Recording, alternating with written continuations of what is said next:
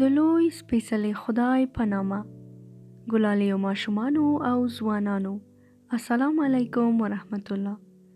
ډېره خوشحاله یم چې یو ځل بیا مې تاسو ته یوه په زړه پورې کیسې راوړې ده. زموږ د نننۍ کیسه عنوان د بودې تال 7 رنګونه ده.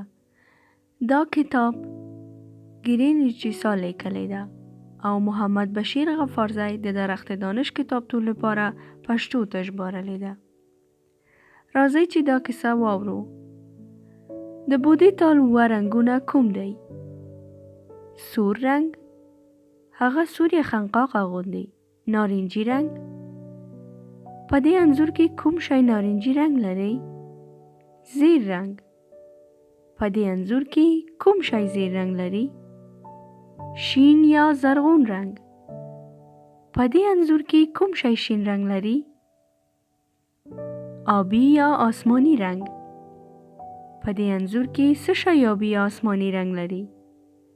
نیلی رنګ، په دې انځور کې څه شی نیلی رنګ لري؟ بنفشه رنګ، بنفشه تر ټولو ښه رنګ دی. ستاسو کوم رنګ خوښیږي؟ د بودې تال 7 رنګونه کوم دی؟ دا قصه په همدې ځای پای ته رسیږي.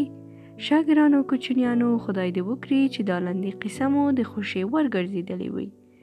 موږ د درخت دانش کتابتون کې ډېرې په زړه پورې کتابونه او کیسې ستاسو لپاره لرو. تاسو کولی شئ چې www.ddl.af ته ولاړ شئ او داسې په زړه پورې قصې هلته ولولئ، واورئ او ډاونلوډ وکړئ. تر بله ورځ او یوې بلې کیسې، د خدای په امان.